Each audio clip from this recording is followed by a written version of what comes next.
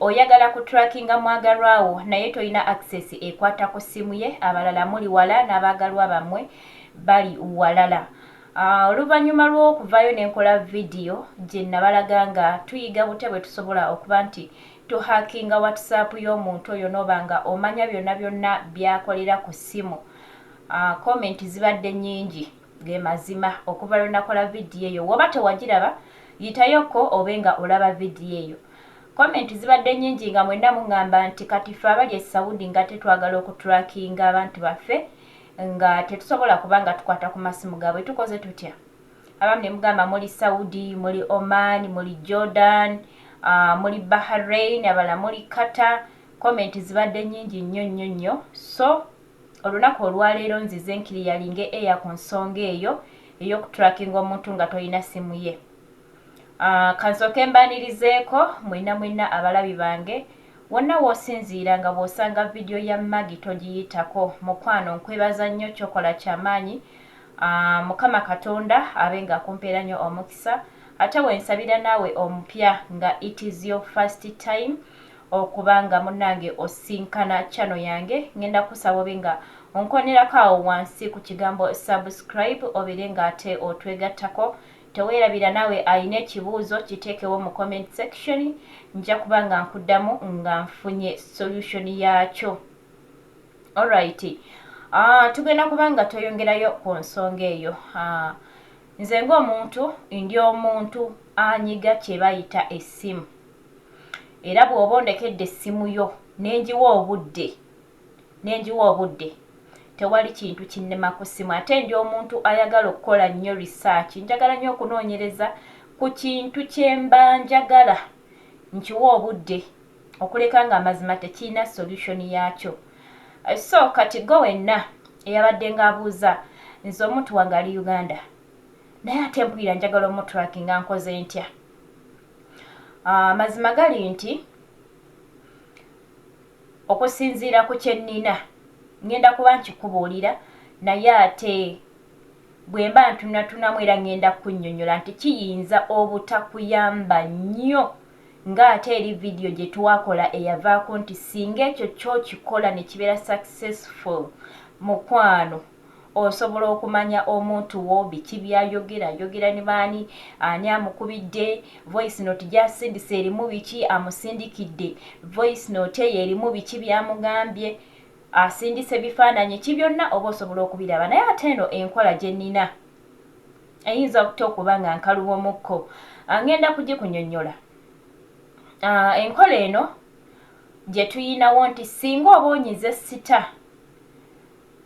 *216 nozzaako ennamba y'omuntu oyo gw'oyagala okuba nga munnange otrakinga, then womala okunyigamu ennamba n'onyiga # n'onyiga OK. Bw'omala okunyiga OK, essimu yo yennyini ejja kubanga munnange ekuleetera w'ogenda okusettinga nga waliwo abamu emusimu gamu galimu when unreachable or when busy or when unavailable like that. So no settinga. Eyo enkola eyekuyambira wa? Eyo enkola kyeyinza okukola kimu nti singa omuntu oli ate eyo enkola ekola mu direct calls.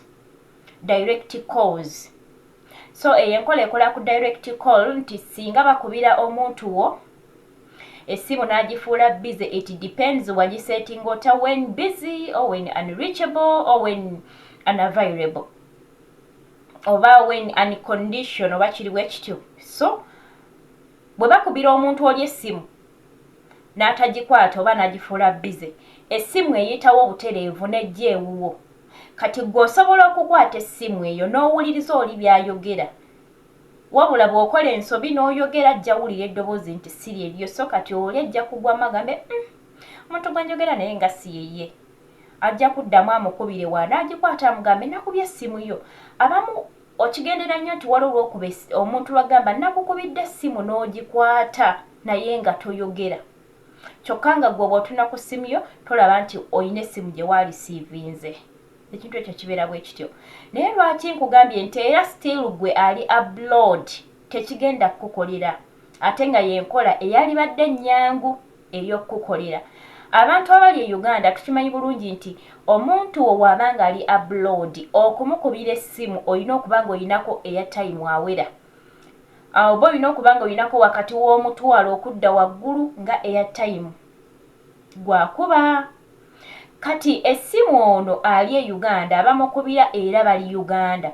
Oli abeerako na nnusu 1000 oba na nnusu 500 n'akuba. Kitegeeza bw'anaakuba ne bw'oba wabiseetinga olw'okuba alinako obusente butono.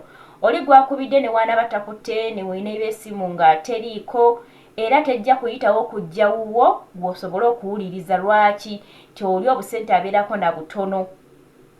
So enkola eyo neebanga era still tejja kubanga ekuyamba. Ate ne bwe twandigambye nti eyitamu era ekyo tekimala nga ate ayingidde mu WhatsApp eno. Abagobera vidiyo eri eyavaako bw'oba oyingidde mu WhatsApp ye oba omaze okuba ng'ogenda kufuna buli kimu kye weetaaga. So ku abo abagamba nti temulina access yeyo enkola eriwo naye still nga womanyi ku airtime we Uganda abantu gwe bateeka ku masimu eyo enkola eba tegenda kuyamba. So nze nno lwaki ndese vidiyo eno nga kyenkusaba gwe wenna ayagala okutrackinga omwagalwawo ng'akadde kano oli ku mawanga nkwegayiridde kakkana gwe yo vidiyo gikwate giteeke mu mutwe gye twakola. Bw'otuuka e Uganda bw'oti mu vacation kikole. Omuntu ng'abadde mwenzi ng'alina abantu babadde ayendako. Mukwano olunaku lw'otuuse oba enkeera n'okola ekintu ekyo era message bajja kusigala bazimusindikira babadde apepeya nabo era ojja kubitegeera byonna. Kati naawe omupya ng'ogamba kale omuntu wange twakeefuna simanyi nnyo. Naawe era w'oba osobodde okukwata essimu ye naye ng'osuubira ogenda kuddamu traveling oddayo ku kyeyo asigala Uganda. Oba ogw'obeera Mbalala omuntu abeera Kampala ojjayo mulabako lwalumu gwe kasita ofuna chance n'okwata ku ssimu ye. Gobeera vidiyo eyo gye twakola woba tewagiraba gendayo mu vidiyo obe nga oyitaayitayo ogirabe. Gwe bw'otuuka kwata essimu ye kola ebyo ng'ebintu we twabikola mukwano. Ne bw'onoogenda n'omala emyaka 2 ogenda kuba ofuna buli kimu. Wabula kyenkusaba ekintu kimu. Making sure nti omutima gwo mugumu era nga togenda kulaga muntu ono nti omutrackinga. Lwaki? Message zonna zigenda kuba zijja nga nezasindise obanga still obanga omuntu akutte essimu y'omuntu oyo ntogirina mu ngalo ate nga togirina. Era nti osobola n'okurespondinga singa omuntu amusindikira message gwe osobola okurespondinga. Kati ono bw'anaakwata ku ssimu ye gw'otrackinga n'alaba message eyasindikiddwa naye nga si eyagisindise kijja kumuleetera okunoonya abantu abategeera eby'amasimu oba okugenda mu bifo wonna bye bakolera ku by'amasimu yeebuuze. Bajja genda okukebera basangeyo device yo ng'eraga ya connectingibwa ku yoyo omutrackinga kireetewo obuzibu. So kati gwe making sure olaba bulabe message zasindika bye bamusindikidde ebifaananyi do not respond. Ne bwe babeera bamukubidde essimu kuba bayinza omukubira ng'ali busy naye neyo ejja kuvuga togikwata. Ngamba gwe yagobeera vidiyo eri gye twakola eyavaako ey'okutrackinga WhatsApp y'omuntu.